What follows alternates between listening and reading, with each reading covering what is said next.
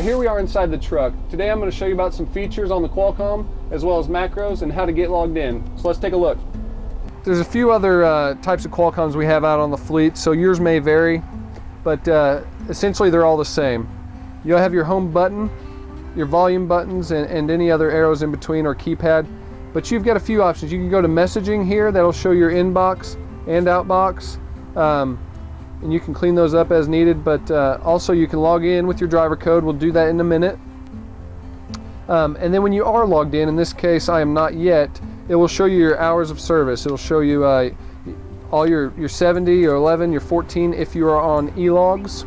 If you are on paper logs, that will remain unlit up and inactive for using.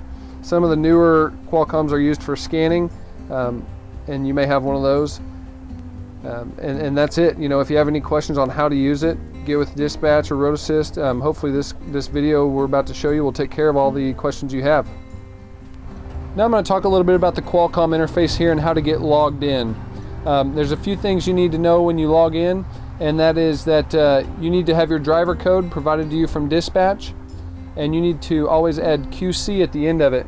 So we'll go here and pretend we're going to log in. So you always want to use your driver ID. Some cases, if you're on e-logs, you'll have a driver code that is made up between your first and last name, or if you're on paper logs, it will be your truck number with an A or a B at the end. In this case, we'll say we're truck A 2844. We're on paper logs, and I'm driver A. If it's a team, the co-driver would be A 2844B. And then it's going to have your payroll pin, which isn't actually provided to you for payroll. It's just a 4-digit number that will help you log into the Qualcomm. In this case, we'll say it's 5634.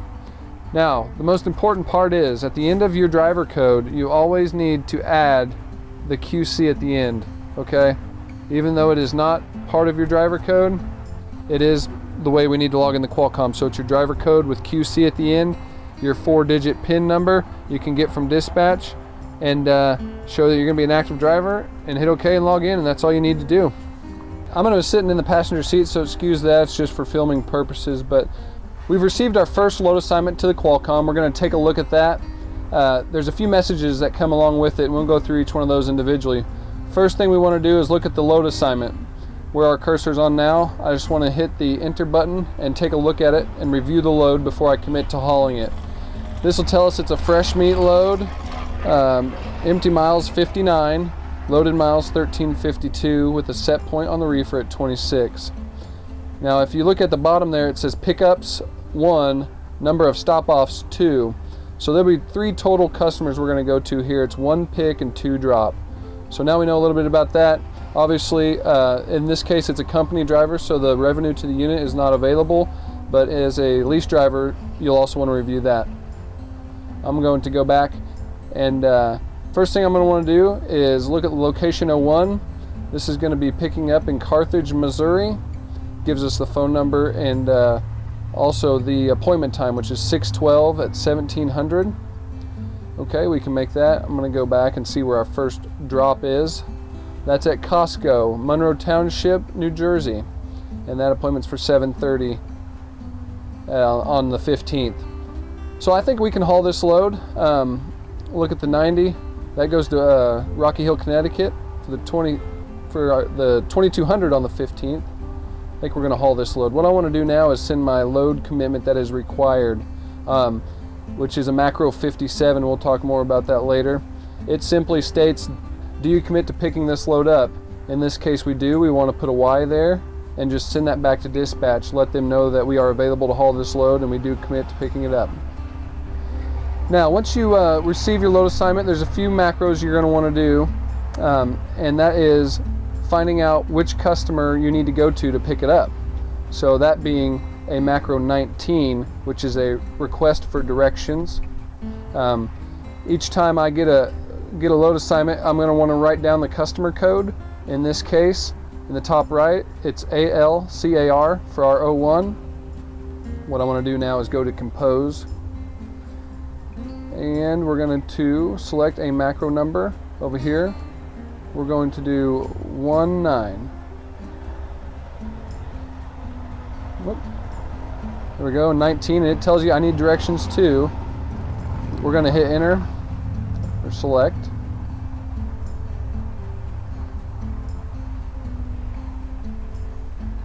There it goes. So it asks you, I need directions to location. It has a blank. This is where you're going to want to enter the customer code, which was ALCAR.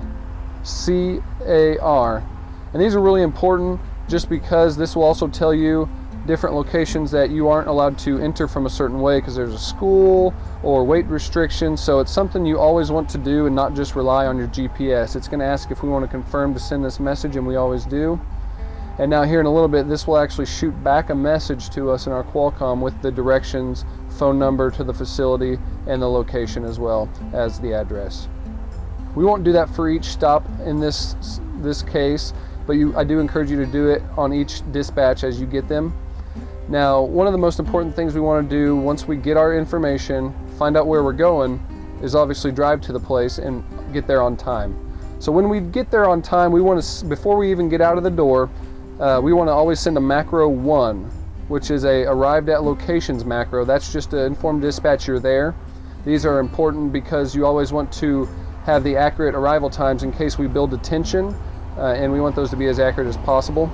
So again, we're going to be in our compose box. We're going to go over here to our macro ID, and we're going to put 01 for a macro 1.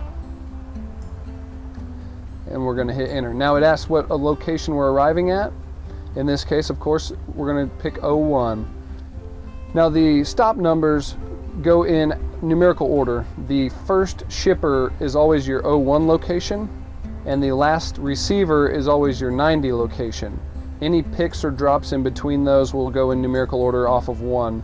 So for instance, we have a 01, an 02, and a 90 on this dispatch. But we're at our 01. We're going to enter our load temperature, which is what we're supposed to get, 26. Drop trailer, we're going to put no. This is going to be a live load, which we don't have to fill that out. And then from there on, we just hit send. It's as easy as that. What that'll do is tell dispatch that you have arrived at your location.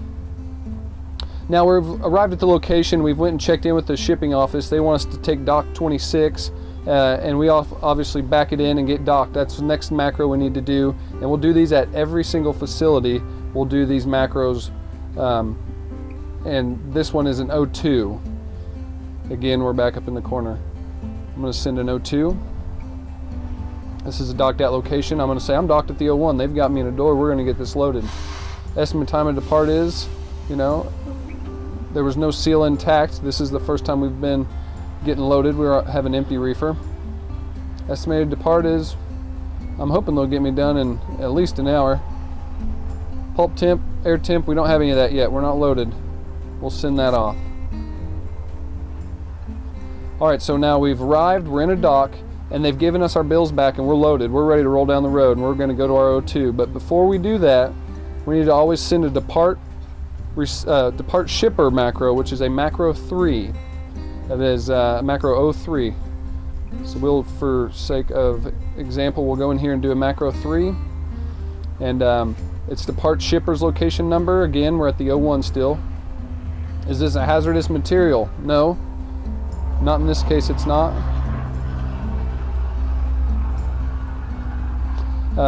BOL temp, we're going to go back 26.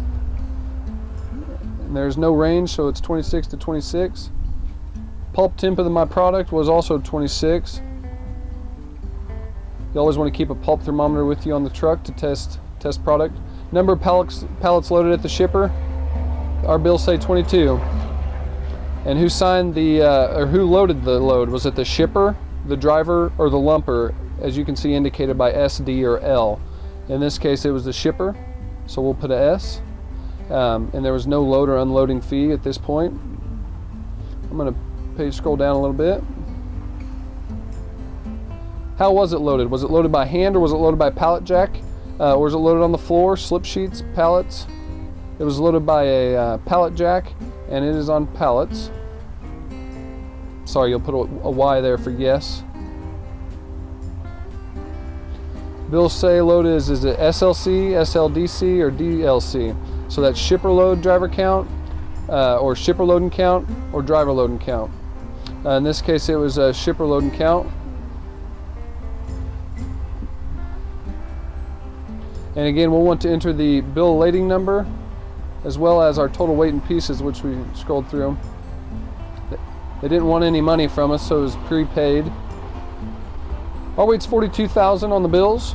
If this ever varies when you look at your load dispatch, you need to get with your dispatcher and also or your load coordinator and make sure that you're good to roll with the amount of product we have if it does not match the load dispatch exactly. Pieces was 1,100. Our bill of lading number, just for example, was 555555. And backdoor seal in, we didn't have one coming in. Obviously we had an empty trailer, so our backdoor seal out, we're going to make sure it's sealed on there, is 24355. And you'll always want to fill these out completely. It's very important for the sake of to cover your own self that you have the right information. Inspection door. Some of our newer trailers don't have an inspection door, as in this one, so we're going to skip that. Also, very important, drop trailer number and pickup trailer number. Even if we are not live loading, even if we are live loading and we did not do a drop and hook, I still want to enter these trailer numbers in here just so I know that the computer has me latched to it. In this case, we're just going to put in a phony trailer number, but you'll always want to do this regardless of a live load or a drop and hook. And mainly it's just to ensure that you are latched to the trailer if you're needing to go get fuel or a washout, that you don't have to get with dispatch. You can do it in a timely manner. Again, let's scroll up here. Tanker hookup. We're not a tanker. In this case, we're a reefer, so we're going to skip all this stuff. And from there, you'll want to just double check any of these. Weight and pieces entered below. All right. You can always do the bill lading number again, and then weight and pieces just to mock what you already have. From here now, we're finished. We're ready to send this off to dispatch, and simply just hit send. And that's it. That's completing a macro 03, which is a depart shipper location. Now we're going to roll down the road and haul some freight. Now that we've been loaded in Carthage, Missouri, and we've driven to Monroe Township, New Jersey, which was our 02 from the earlier video. For instance, this was customer code COSMT2. We had pulled a macro 19 for all of those, for example, to get directions to that facility. So we've arrived at the 02. First thing we're going to want to do before we step out of the door is again do a macro 01 for location number 02. Now it's important that you don't get your stop numbers and your macro numbers mixed up. They're two separate things. So for instance, we're going to do a 01, which is just our arrival. And this is asking what location number. This is for our 02 location. Our load temperature is 26. If you remember on the bills from our depart macro. Drop trailer, no, we still got another drop left on this of product on the trailer. We're going to keep it, and that's it. Now if, for instance, this was a drop and hook, which it would not normally be at a 02 location, but you would just simply put a yes in the drop trailer and the number there and send it off. So this is a macro 1 for stop location 02, and you just send that off. So it's froze up a little bit, but all right. So now once you've arrived at the 02 and you've checked in with the receiving office, you're going to send your macro for the dock location, which is your 02 macro, once they tell you to take a door. And again, we're going to compose a message, and I'm going to pull up a macro 02.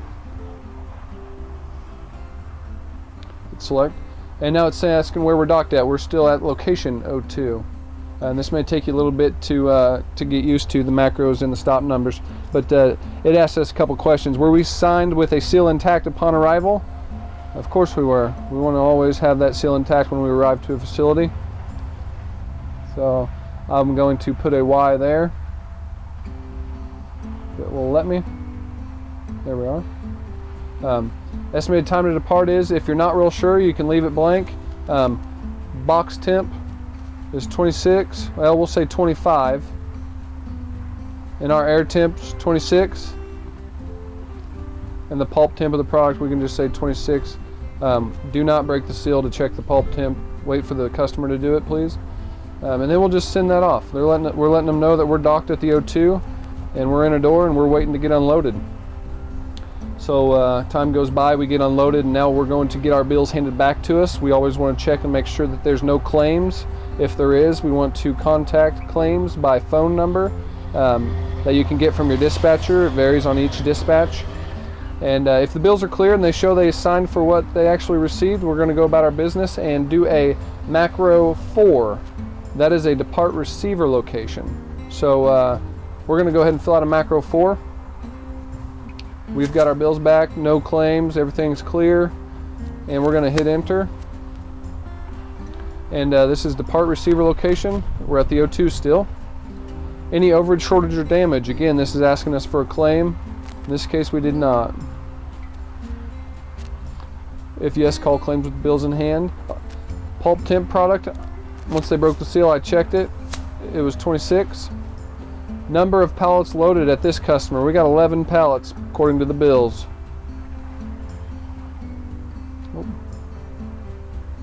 And again, who loaded it? Receiver, driver, or lumper? Well, in this case, we had a lumper. We hired a lumper service, and we're going to put an L there. And how much was it? You always want to put the dollar amount here. We're going to say it was $50. And then was it fingerprint or pallet jack? In this case, it's going to be a pallet jack. We'll put a Y. Total weight, we're going to say we got 22,000 pounds loaded right there.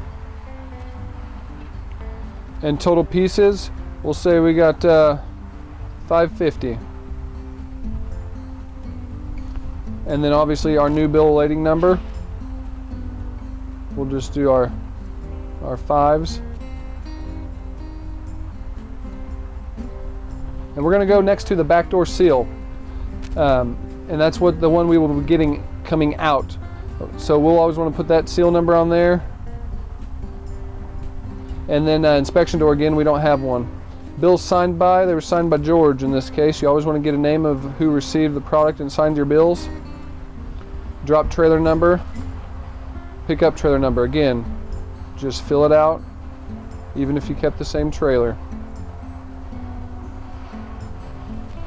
Tanker hookup, all that, again, we do not need. So we're going to send this off, let dispatch know we are departing the O2 facility.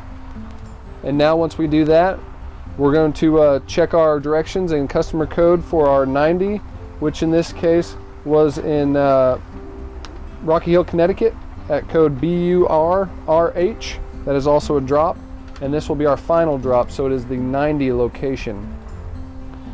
So as time's passed, we've driven from New Jersey and arrived to Rocky Hill, Connecticut. Again, you probably know by now, the first thing we need to do is send our arrival macro.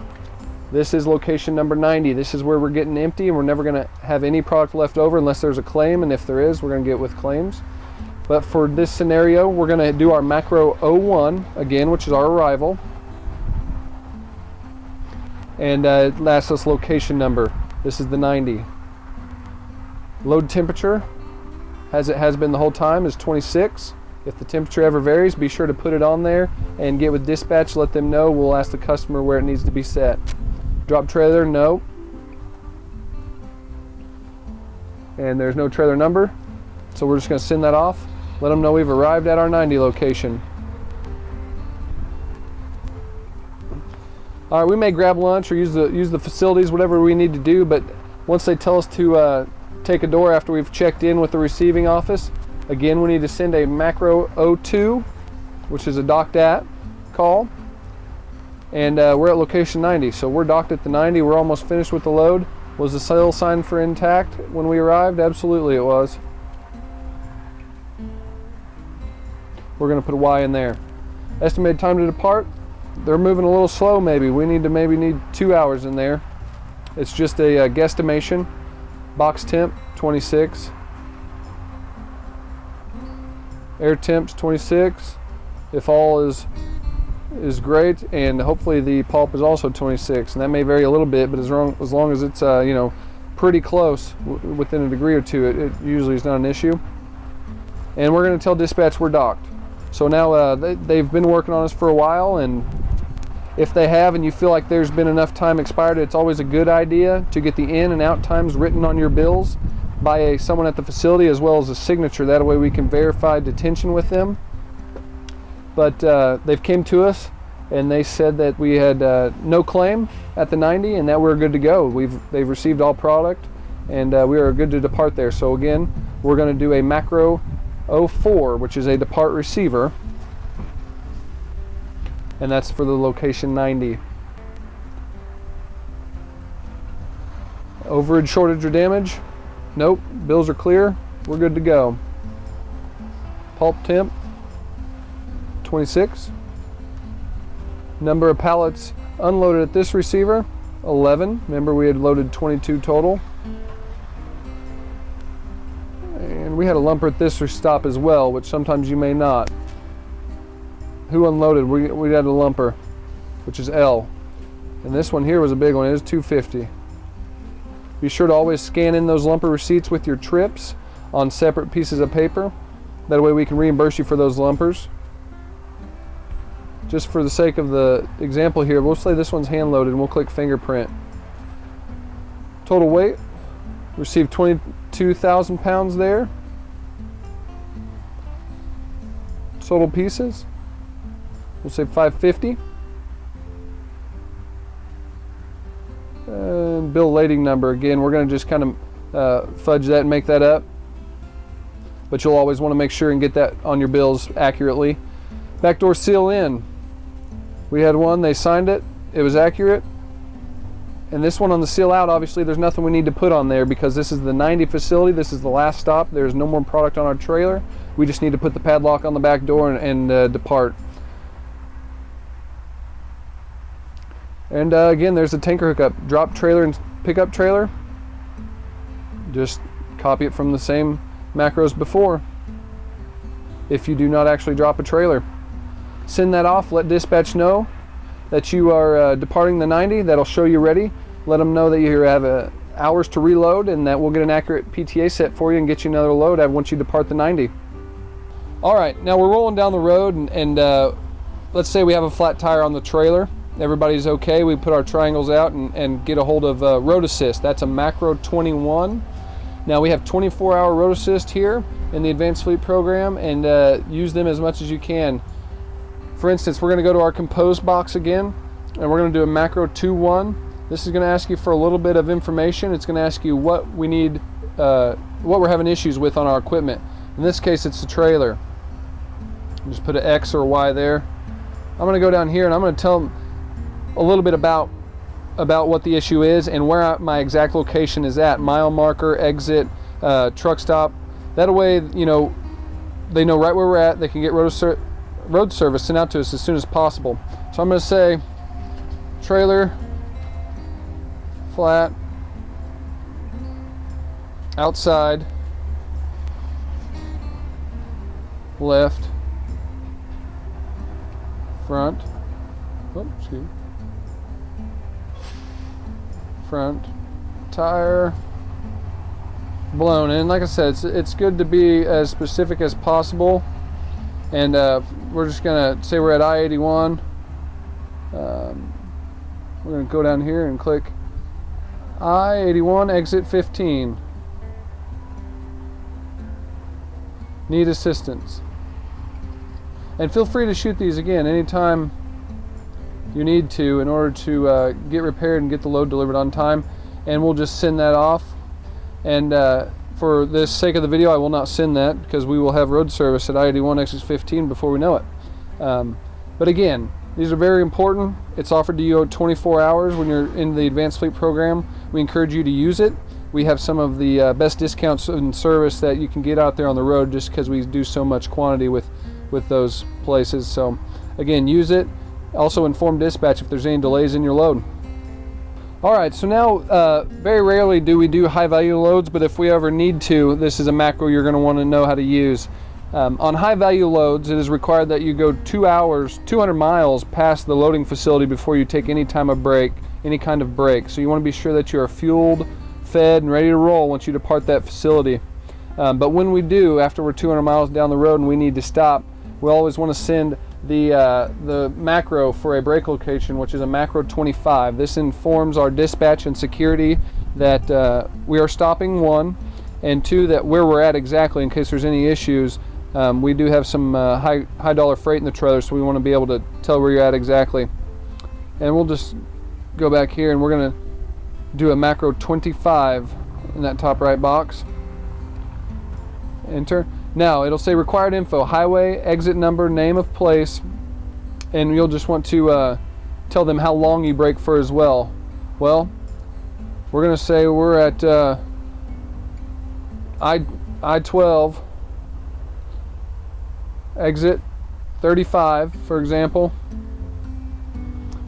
Getting food is what I may put on there. Gotta eat, right? So we'll tell them we're getting food, and tell them how long. We're going to stop for about 45 minutes, and we'll just enter that in there. 45 minutes. We'll send that off to dispatch, and that way they'll know if it exceeds 45 minutes.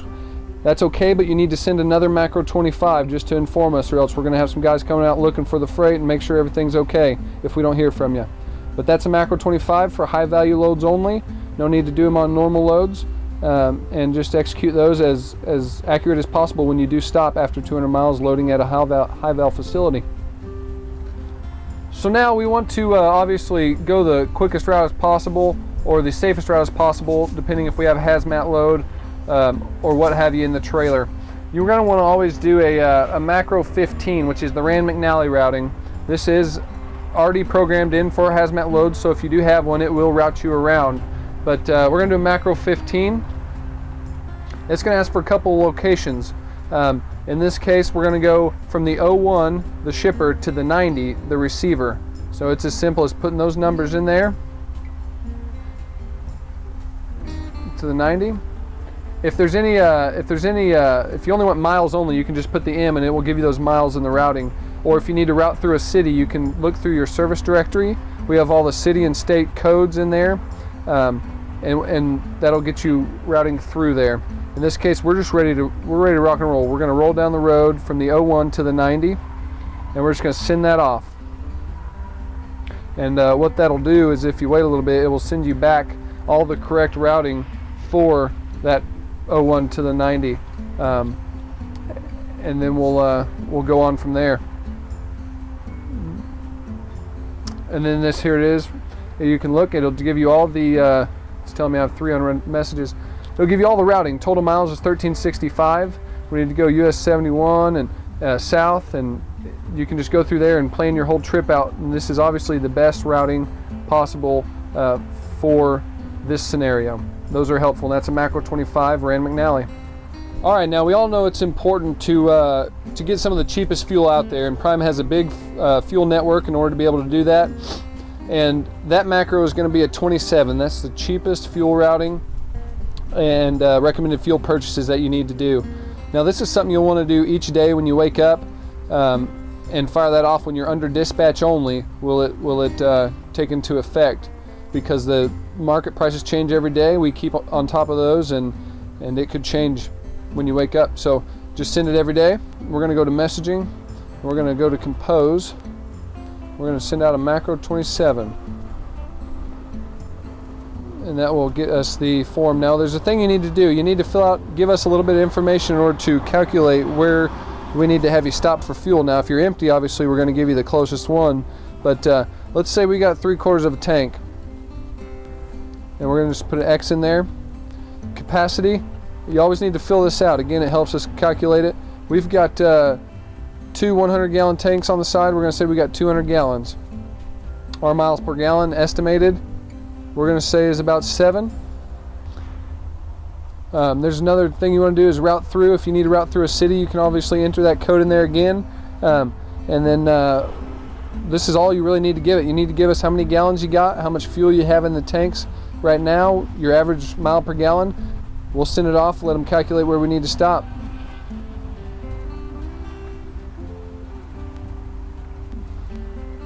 Now that we should get it here in the inbox in a minute.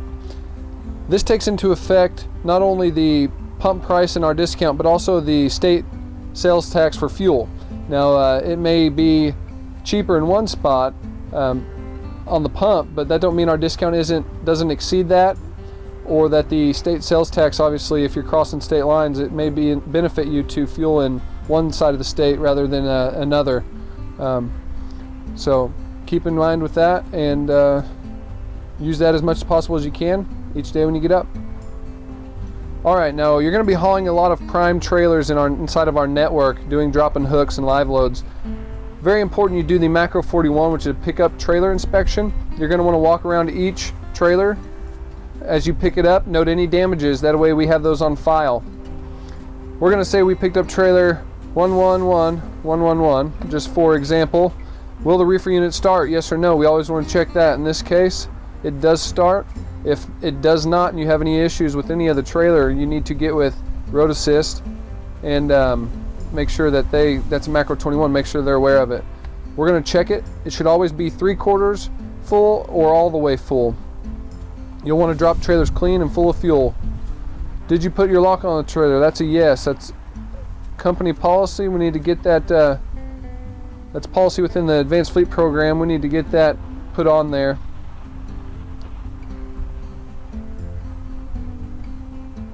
You'll just put a Y in that. Dirty inside? Nope. The guy who dropped it was nice enough. He got it washed out as he should. Trash inside? No. And then at the bottom there, dirty outside. We'll say yeah, it may need a wash outside. You may have just got an interior wash only. Feel free to do that. Get outside washes. We'll pay for those on occasion. Repair required before loading? Nope, it's good to load. If it is needing repair, obviously again, get with Road Assist, Macro 21. Now here's where the most important part falls into place, and that is noting any damage on the trailer. We're going to say on the left side, we're going to note some stuff here. It's got damage. It may have damage on the front as well.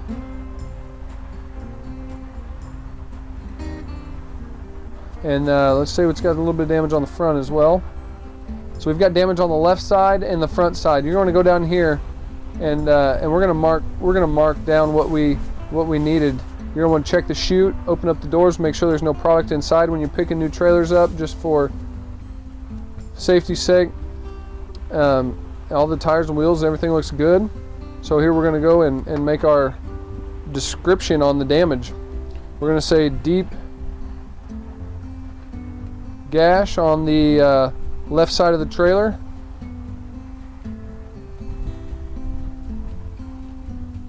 And we're going to say halfway down. You want to be as specific as possible.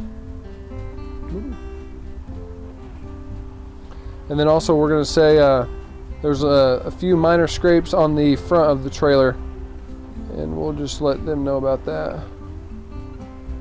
These are important because when the next driver that comes to pick this up, you're going to want to obviously not get blamed for gashing the side of the trailer, and being that we noted that ahead of time, we're good to go. It was not our fault. We did not do it, and it just kind of it's there for your help, your benefit, and doing the Macro 41 each time is very important.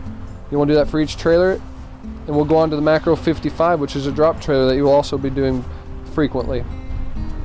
We're going to be doing also, like we said, a lot of drop trailers and pickup trailers. This is the drop trailer report, the opposite of the Macro 51 or the Macro 41, which is the pickup trailer inspection report. This is the opposite. It's the 55, a drop trailer inspection report. Again, very important. This also helps us status trailers in the correct spots. That way, if you're coming out of the house or need an empty, we have those in accurate locations. So, like I said, be as descriptive as possible on these. And we're dropping this trailer. We'll say we're going to go home. Let's put our trailer number in there. Did you remove your lock from trailer? Yes. We always want to remove our lock if we're going to go home. So yes, we always want to remove our lock when we're going home. If not your 90 location, where? We may have had you drop the trailer somewhere closer to the house than what it is from your 90. A good rule of thumb is that we will always send you back to the same location where you drop your trailer when you go home. So we want to drop those as close to home as possible. In this instance, we're going to say we dropped it down at Bradenton in Florida. That is the code number TROBR1. And this is just, again, for example's sake. And that way, that will status the trailer. Any product on the trailer? No. Never drop a trailer with product on it unless you are given so permission by dispatch. If yes, is there a claim pending? We're just going to go through here and fill these out accordingly. If yes, is reefer required, and we'll just put no's throughout there. We don't have anything on there. We may also have you drop a loaded trailer in one of our drop yard facilities. You will again need to do a macro 55, and in that case you would put yes, there is product on the trailer, and you would put our drop yard location code there that's given to you by dispatch when you do have permission to drop on a yard.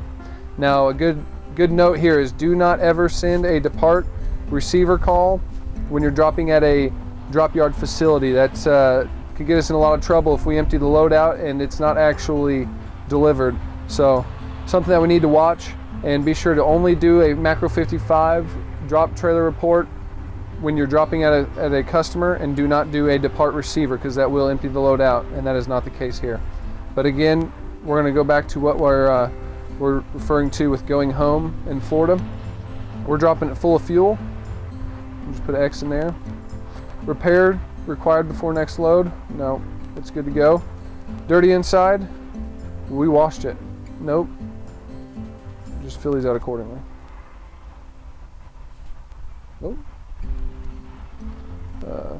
And again, if we need to describe any damage, we can do that. In this case, it's got a little bit of damage to the left rear door, and we're going to note that just so the next guy that picks it up's aware of it. Shoots good. We're going to say the left door panel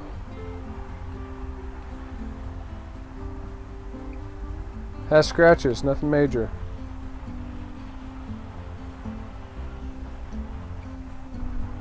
And once we do this, we'll want to just make sure that that dispatch knows we're headed home. So door panel has scratch. We're good. You send that off, and that is a macro 55 drop trailer inspection report, and those are very important to do.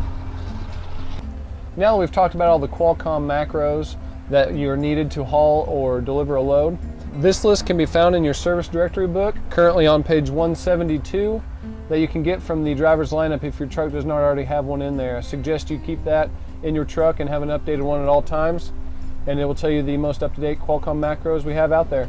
All right, we've hauled the loads. We obviously want to get paid for our work. Very important that we scan in trip sheets.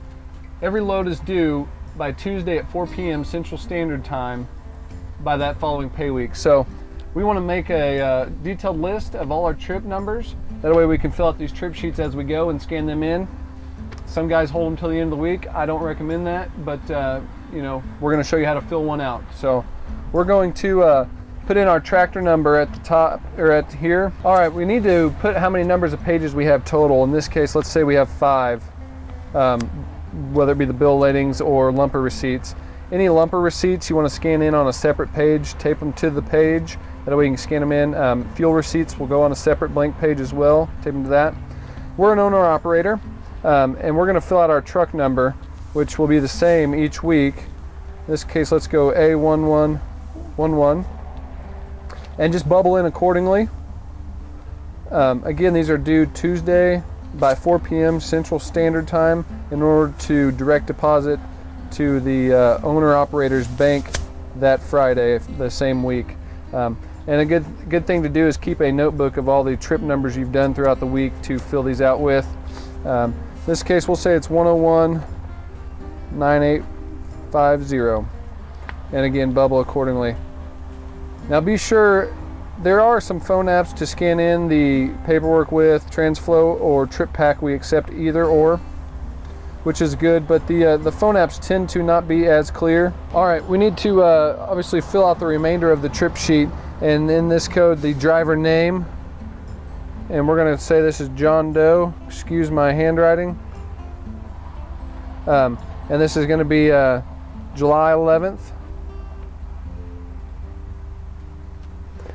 Driver code, we're going to do A1111A.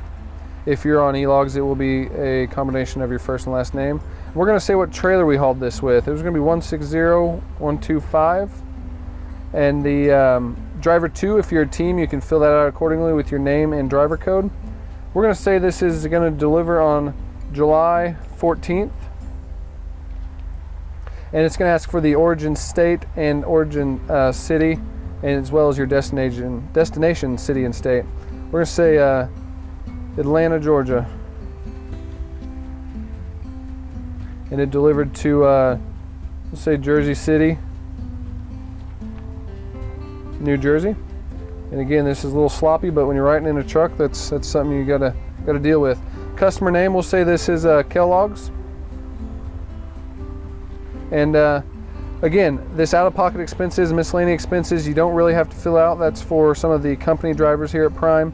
As long as you get your trip and tractor number, as well as the customer information and driver information scanned in with your bills and receipt. All right, the stuff at the bottom is mainly for Prime company drivers. If you need to fill that out for your record, that's fine. Just make sure you have accurate trip number, tractor number, and all the driver and customer information as accurate as possible. Be sure to scan that in with the rest of your bills for this trip by Tuesday at 4 p.m. We'll put it in your bank on Friday.